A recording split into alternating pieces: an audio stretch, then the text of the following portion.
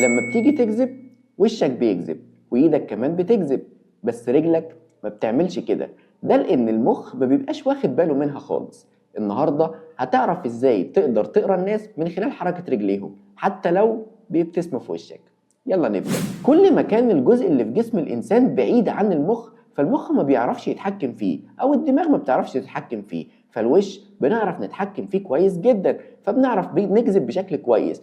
اما الايد فالتحكم فيها بيبقى بسيط شويه، لكن الرجل صعب جدا وبيبقى المخ مش واخد باله منها خالص. والدليل على كده ان في تجربه عملها عالم نفسي اسمه بول ايكمان.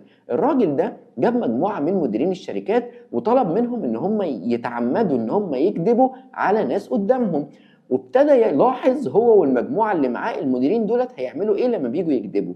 فلقى ان كانت تعابير وشهم تمام جدا، بيعرفوا يكذبوا كويس جدا، لكن المفاجاه ان حركات رجليهم كانت بتتحرك بصورة غريبة، حركات كتير وسريعة ولا إرادية. وده اللي من خلاله قدرنا نوصل ان حركات الرجل بيبقى صعب جدا نتحكم فيها حتى لو الشخص اللي بيكذب متدرب كويس على الكذب. فالإنسان أصلا رجليه متصممة أو متوجهة إن هو يعمل حاجتين اتنين، يا إما يروح لمكان هو عايزه يا إما يبعد عن مكان هو مش عايزه. فرجلك لما بتاخد خطوة لقدام فده دليل على المكان اللي العقل اللي عاوز يروح له. فلو انت واقف مع مجموعة من الناس ورجلك اتوجهت ناحية شخص معين فمعنى كده ان الشخص ده شدك او ان انت منجذب ليه. بس في نفس الوقت لو انت مش مرتاح في الوقفة مع مجموعة الناس دي ورجلك اتوجهت لبره فده معناه ان انت رجلك او عقلك بيحاول يدور على مخرج للهروب. فده برضو معناه ان لو الشخص بيتكلم معاك ولقيته موجه رجليه بره عنك او مش متوجهه ناحيتك فده معناه ان جسمه عاوز يمشي حتى لو كلامه بيقول غير كده. وفي 4 انواع من الوقفات او في 4 اوضاع.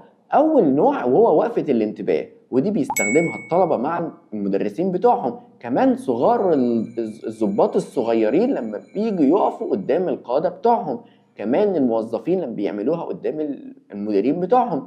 ودي معناها ان هو الشخص عنده موقف، ده الوضع المحايد او الوضع العادي، هو بيقول انا مش مشغول ومستعد للكلام وعادي خالص، ده الوضع الطبيعي.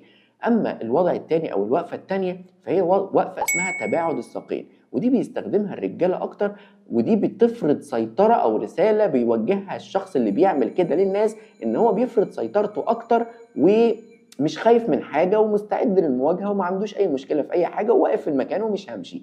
اما الوضع الثالث او الوقفه الثالثه فاسمها تقاطع او اسمها القدم الموجهه، ان انت بتوجه ان في رجل من رجليك الاثنين بتسبق الثانيه بخطوه لقدام وبتبقى متوجهه سواء لشخص او لمكان فاضي. فده زي ما قلت ان هي التوجيه ده معناه المكان اللي العقل عاوز يروح له، سواء ان هو منجذب لشخص او ان هو عايز يروح مكان تاني. والوقفه الرابعه والاخيره وهي وقفه اسمها تقاطع الساقين، ودي معناها ان الشخص عنده موقف سلبي او ان هو موقف دفاعي شويه. فعشان كده لما تاخد بالك من مجموعه ناس واقفين بيتكلموا مع بعض ولقيتهم واخدين وضعيه تشبيك الدراعين ووضع تقاطع الساقين ده، فاعرف ان الناس دي مش مرتاحه مع بعض حتى لو بيتكلموا كلام عادي.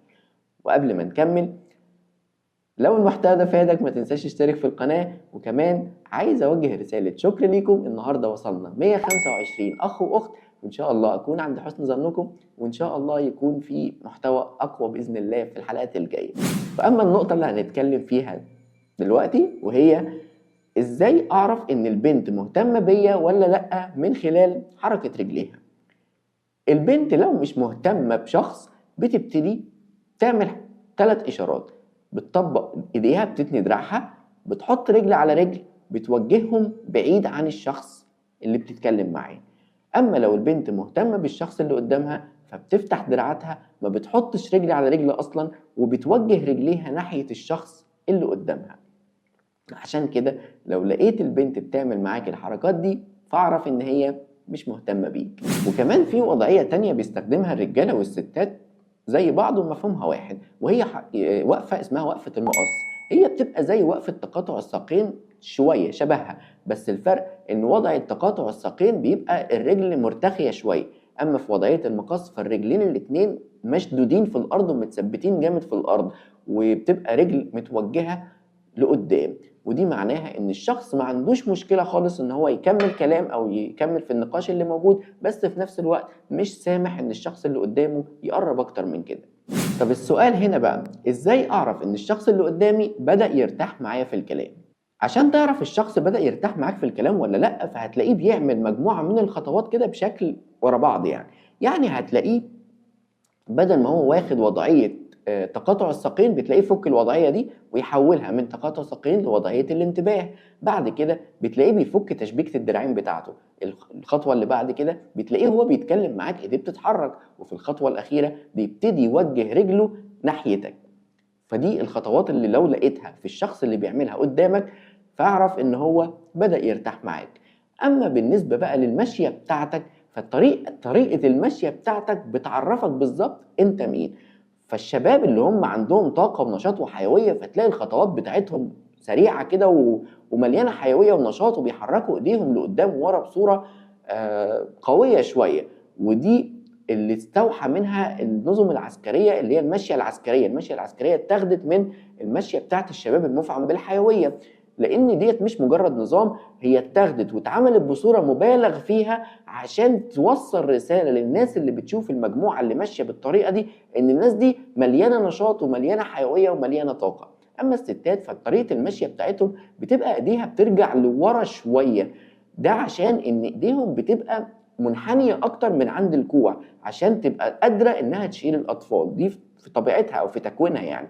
كمان السياسيين لما بيجوا يمشوا بيحبوا يبانوا ان هم ماشيين واثقين جدا في المشيه بتاعتهم، فتلاقيهم ماشيين بخطوات واسعه وقويه ومليانه طاقه ونشاط، عشان يوصلوا رساله للناس اللي بتشوفهم ان هم مليانين حيويه ونشاط والحاجات اللي زي دي.